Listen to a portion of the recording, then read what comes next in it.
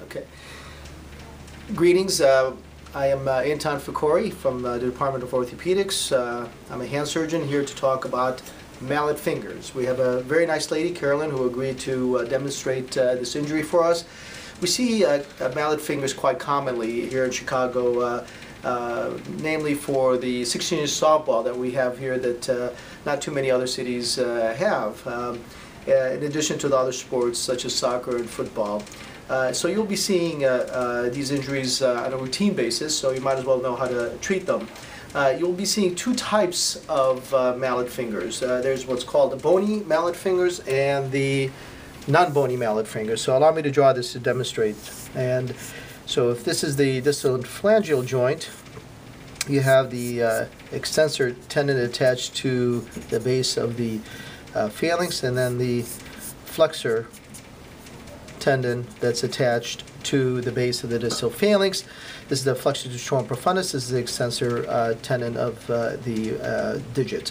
What happens is that as the ball comes in and hits the tip of the finger, as a person anticipates catching it, they misguide it, the ball hits the tip, and then so there's a force going in that direction, and the extensor tendon, of course, in that anticipation is extending the finger. So you have one force going in this direction, another force going in this direction, and what happens?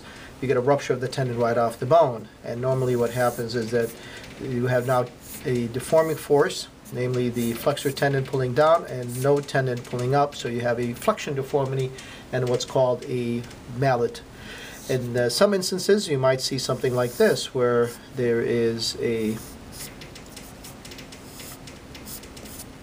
fragment that's pulled right off the bone, which is called the mallet deformity. Here Carolyn sustained a mallet deformity, a bony mallet deformity, as she was catching a football during a swimming pool party. And so this is a demonstration of the mallet. This is the ecchymosis that you often see. You have a flexion deformity. Normally we see it even more flexed than this. She will be unable to extend the finger. I don't want to hurt her here, so I'm going to demonstrate the examination that you should do for a mallet finger.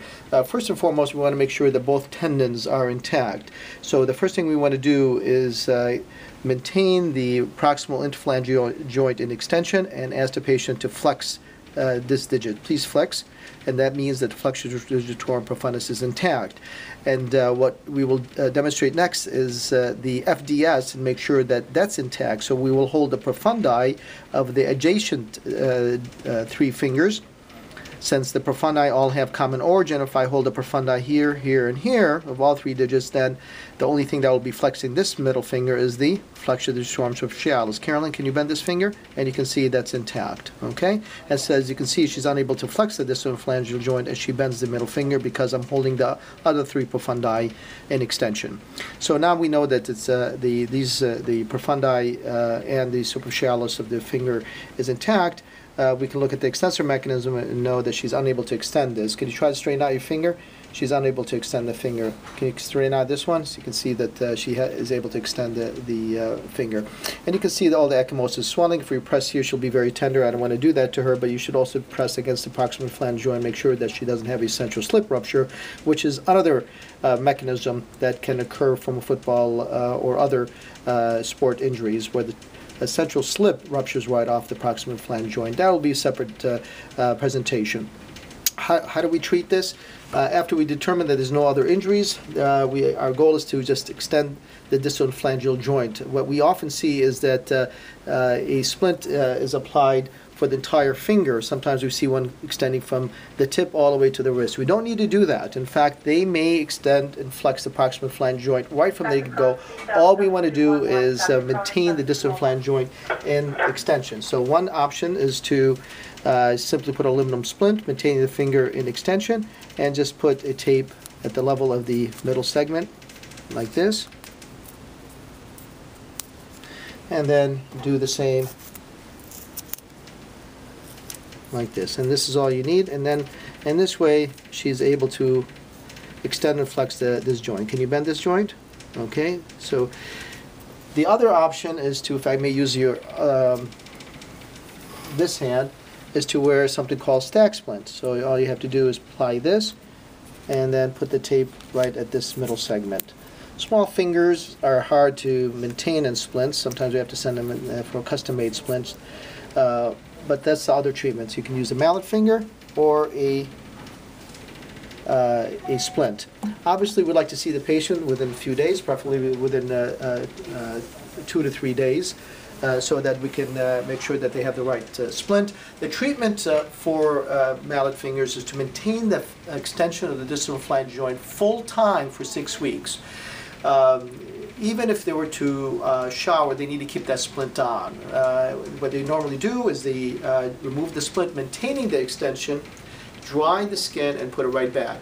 The minute they bend the finger, they need to start from that point on for 6 weeks, because at that point they have disrupted the healing of that tendon back to the bone. They disrupted that process, and now we have to start all over.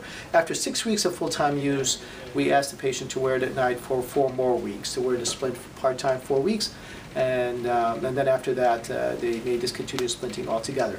Even after the treatment is complete, generally there's some mild drooping. If it's mild, it's not a problem. If it's more significant drooping, it will be a problem that can lead to other functional problems, including swan neck deformity, where they have a hyperextension of the proximal phalangeal joint and flexion of the distal phalangeal joint. Or it can catch. If it's flexed significantly, it can catch as the patient reaches for the kitchen cabinet or for their pocket. This is the end of the presentation on mallet deformity.